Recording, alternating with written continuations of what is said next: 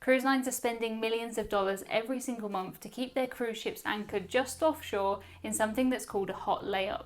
The majority of cruise ships have been laid up like this for months, but cruise lines are starting to look for different options because it is incredibly expensive to keep cruise ships laid up like this. Before we get into this week's video, don't forget to hit that subscribe button. I bring you weekly cruise news and cruise tips. Hopefully, before too long, I'll be able to bring you cruise ship tours too.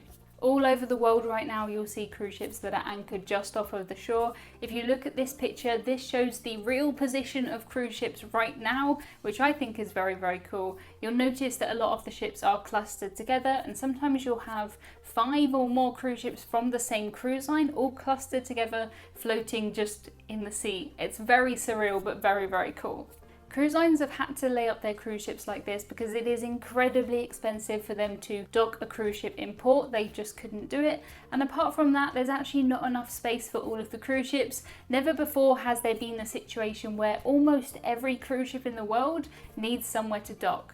At the moment, cruise ships are looking for somewhere to lay up because coronavirus has put a massive pause on the cruise industry. We're starting to see some cruise ships coming back. Some cruise lines are sailing, a very few cruise ships at the moment in Europe.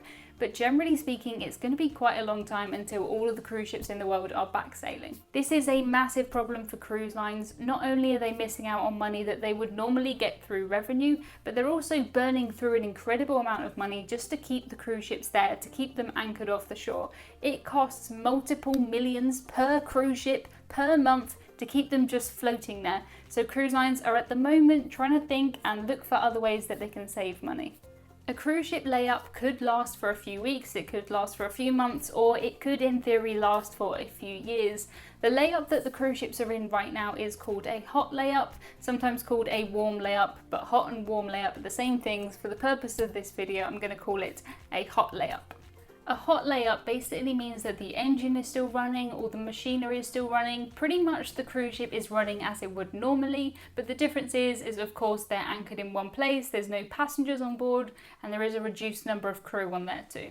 The good thing about a hot layup, and why most of the cruise lines are doing it at the moment, is that it's incredibly easy for them just to go back to normal. The cruise ship is still functioning as it would be normally, and if they decide tomorrow they want to start a cruise, they can pretty much just sell that ship and it's back in action. The problem with this is that it is incredibly expensive to run a cruise ship like this. Even if it's just staying in one place, they use a lot of energy. Cruise ships are massive energy sponges. The cruise ships that are in hot layup do come into dock sometimes. They need to pick up food and they need to pick up fuel, but apart from that they pretty much do everything independently, and they can live quite happily, maybe a bit boring on board, but you can live quite happily on a cruise ship for weeks at a time.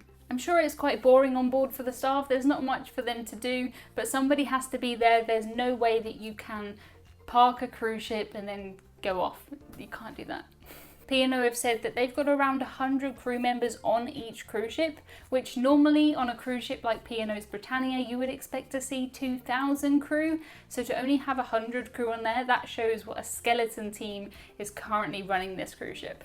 On a cruise ship that's operating in hot layup, you will see all of the kind of normal jobs that you would expect to see on a cruise ship. You will have chefs there, you'll have medics, you'll have people that work in the engine room, you'll have cleaners, you'll have pretty much everybody on board, but it's just dramatically less crew than you would have on a normal cruise because there's no passengers to look after, so they don't all need to be there.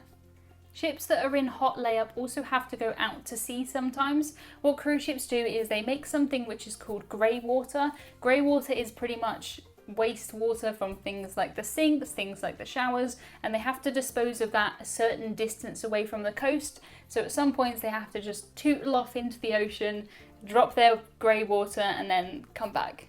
One of the difficult things for the cruise lines is finding a good space to park their cruise ships. It has to be somewhere that's out of the wind. They're not going to park all of their cruise ships in the middle of the Atlantic. For a start, that would be awful for everybody on board, but they try and park close enough to land so that they're not too far into the wind. But they do also have to have approval from the local authority. They can't just show up anywhere and block out the horizon with cruise ships. Here in the UK, a lot of our cruise ships are docked off Weymouth, which Weymouth isn't a place where you normally see cruise ships. It's drawn quite a lot of tourism from the UK just to see these ghost ships, as they're being called. Very cool. If you look at this map, you can see that there's loads, and every single day new ships come and go. It's just unlike anything we've ever seen before. Very strange, very cool if you're a ship enthusiast, but strange.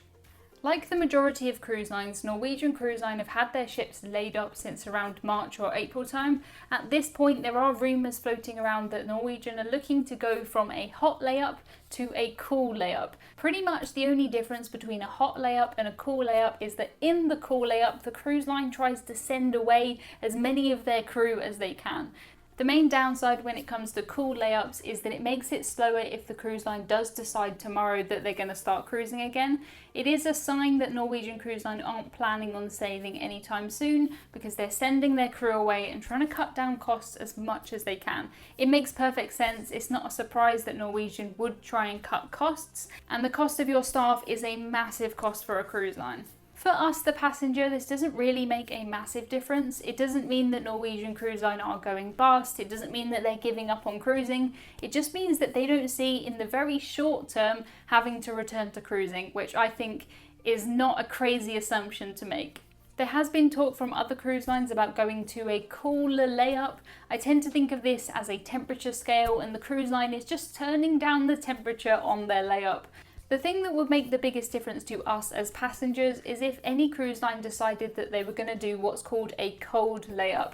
A cold layup is pretty much the most extreme type of layup, and you almost turn the cruise ship off. You pretty much just turn the cruise ship off. Sea Trade Cruise News have reported that if Norwegian Cruise Line went from a warm layup to a cold layup, they would save around $1 million per ship per month. So that's nothing to be ignored. A cold layup is an option that cruise lines may have to think about if this does go on for much longer.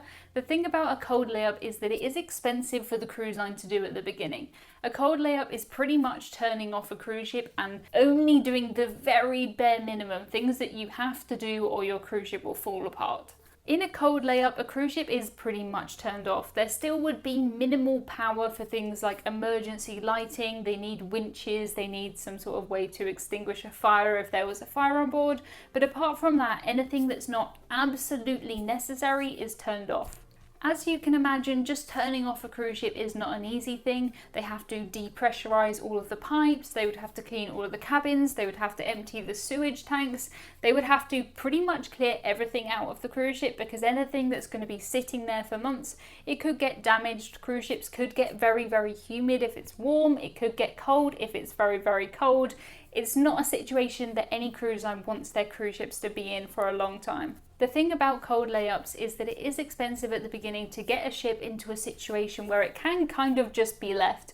Of course, you still have to have some crew on board, but you can have a very, very minimal skeleton crew on board that are there just to make sure that the ship is still floating, pretty much. Every single month that a cruise ship is in cold layup, it is saving money compared to a warm layup. It's not really saving money, it's kind of just wasting less money, if that makes sense. But if you're a cruise line who's saving money on all of your cruise ships, that can be worth doing. The thing about this that makes it very, very difficult is the cruise lines don't know what's going to happen. If they knew right now that they wouldn't be seeing cruises for another year, my guess is that they would put some of their cruise ships into cold layup. But they don't know at the moment when restrictions are going to be lifted on cruising. They might be called on in a month's time to do a cruise, 6 months' time, or a year's time. They have no idea. It can take a long time for a cruise ship to get back to normal after a cold layup. As you can understand, you've pretty much stripped everything out of a cruise ship, you've turned everything off, and you've not tested anything. So to get back to cruising again, you have to do recertifications, you have to retest everything, and it's a massive and long process. Of course, if you're only in cold layup for a short period of time, it's not going to take as long to get back to sea. But some cruise ships spend years in cold layup and then it takes months and months and months to get them back to sea. A cold layup really is a last option for a cruise line, and I don't think we're going to see anytime soon cruise lines going into a cold layup. What we probably will see, and I think we're already seeing with Norwegian and possibly Carnival, is cruise lines going from a warm layup to a cool layup, where they pretty much strip as much as they can down to save as much money as they can, but without completely turning off their cruise ships. I have a full playlist about the future of cruising and cruise news, so make sure you check that out next.